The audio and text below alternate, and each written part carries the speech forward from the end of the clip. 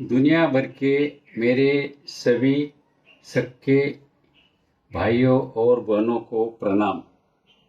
आज सभी के सामने अस्थि संधिवात के बारे में जानकारी प्रस्तुत कर रहा हूँ। पिछले कुछ वर्षों से हम देख रहे हैं अस्थि संधिवात के मामलों में काफी वृद्धि हुई है। घुटने का अस्थि संधिवात यानी अंग्रेजी में osteo arthritis of knee joint कहते हैं, वो क्या है, इसके कारण और उपचार कौन से हैं, आइए इसे विस्तार से समझते हैं। यह एक बहुत सामान्य रोग है। इसमें घुटने के जोड़ में हड्डियां के बीच मौजूद गद्दी या कुर्चा, जिसे अंग्रेजी में कार्टिलेज कहते हैं, वो प्रभावित होती है यानी खराब होती है। यह गद्दी पानी, कोलेजन, विशेष प्रोटीन और विशेष कोशिकाओं से बनी होती है। यह गद्दी नरम होने के कारण हड्डियां आपस में नहीं रगड़ती, लेकिन प्रकृति के नियम के अनुसार उम्र बढ़ने के साथ शरीर के सभी अंगों में घिसावट होती है। यहाँ भी उम्र के साथ गद्दी में पानी की मात्रा कम हो जाती है, कोलेजन कमजोर हो जाते हैं और कोशिकाएं घटने लगती है। परिणाम स्वरूप गद्दी धीरे धीरे खिंच जाती है, हड्डियां सीधे एक दूसरे से रगड़ने लगती है और दर्द, सूजन तथा अकड़न महसूस होती है। इसी अवस्था को अस्थि संधिवात कहा जाता है। अब इसके कारण देखेंगे। पहला कारण है उम्र बढ़ना। जैसा ऊपर बताया गया है, उम्र के साथ गद्दी घिसती है और बीमारी शुरू हो जाती है। दूसरा कारण है अधिक वजन या मोटापा। ज्यादा वजन या मोटापा होने से घुटनों पर अधिक प्रेशर या दबाव पड़ता है, जिससे गद्दी जल्दी घिसती है। तीसरा कारण है पुरानी चोट यानी दुर्घटना, घुटने का फ्रैक्चर या लिगामेंट में चोट। ऐसे लोगों में गद्दी घिसने का खतरा अधिक होता है। चौथा कारण है आनुवंशिकता। परिवार में यह रोग होने पर जोखिम बढ़ जाती है। पांचवा कारण है अत्यधिक शारीरिक तनाव, यानी लगातार खड़े रहकर काम करना, कूदना, दौड़ना, भारी वजन उठाना आदि। इससे घुटनों पर दबाव पड़ता है और गद्दी जल्दी घिसती है। छठवां कारण है संधिवात और अन्य रोग। बाकी जो संधिवात है, जैसे रोमेटॉइड अर्थराइटिस है, गाउट है आदि में इस बीमारी की जोखिम बढ़ती है।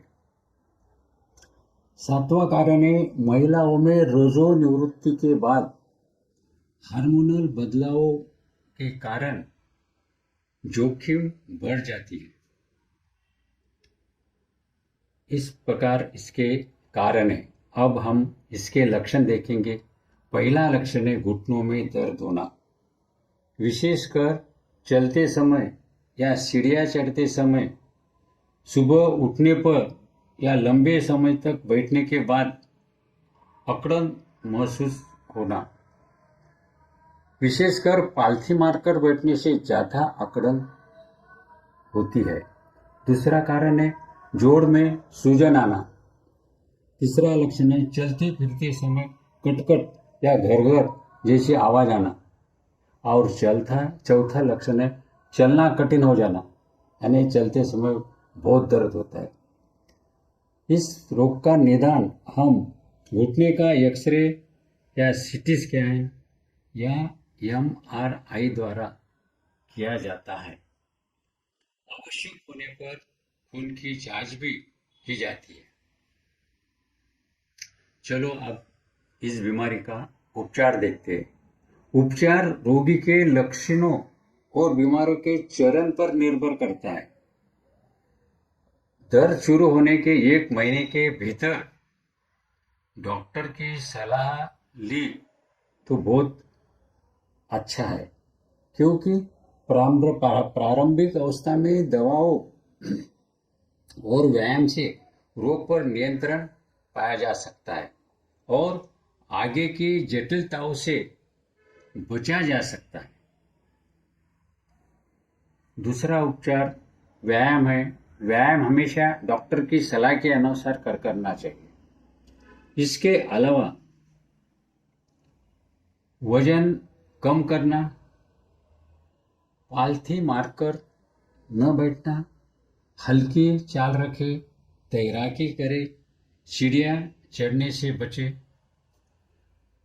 फिजियोथेरेपी कराए जिसमें मांसपेशियों को मजबूत करने वाले व्यायाम सिखाए जाते हैं। पहला है क्वाड सेट्स, यानी जांघ की मांसपेशी को कसना। कुर्सी पर बैठे पैर सीधा आगे फैलाकर जांघ को कसे, 5 सेकंड तक रोके, फिर ढीला छोड़ दे, 10 या 12 बार करें। दूसरा है हैमस्ट्रिंग स्ट्रेच, यानी पीछे की मांसपेशी को खींचना।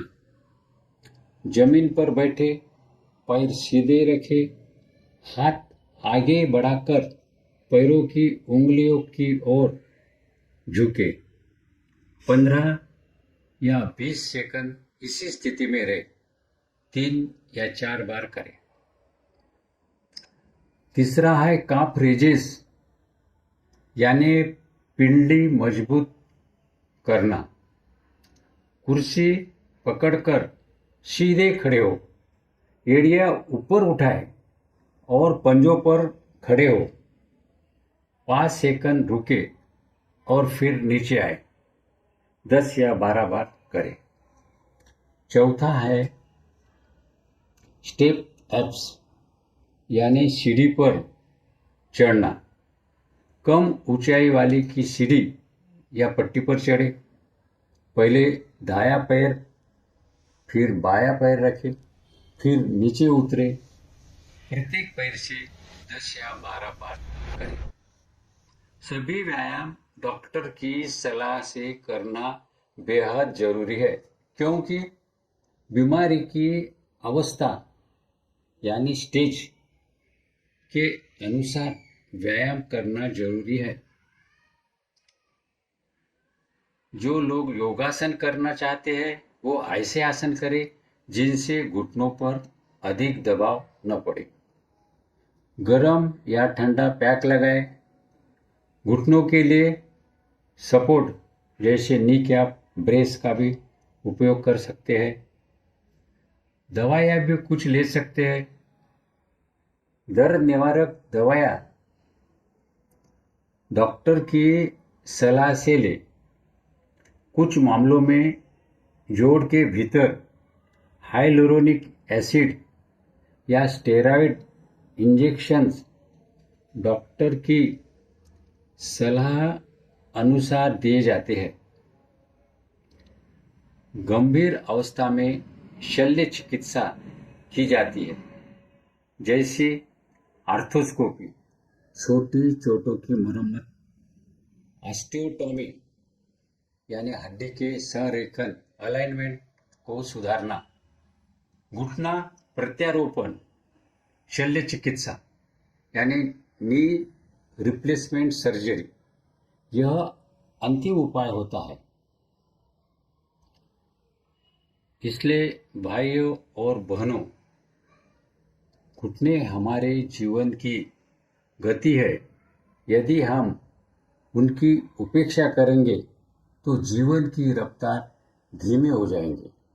समय पर देखभाल, सही जानकारी और अनुशासित जीवन शैली इससे हम अस्थि संधिवात पर निश्चित रूप से विजय पा सकते हैं। अपने शरीर का ध्यान रखें। मानव निर्मित वस्तुएं जैसे वाहन, मशीन, मोटर खराब होने पर उनके पुर्जे या वो नई वस्तु खरीद सकते हैं, लेकिन मानव शरीर या उसके अंग दोबारा नए मिलते हैं। यह बात कभी न भूलें। आइए दर्द से बड़ी जागरूकता बनाएंगे और अपने घुटनों के स्वास्थ्य की रक्षा करेंगे। धन्यवाद।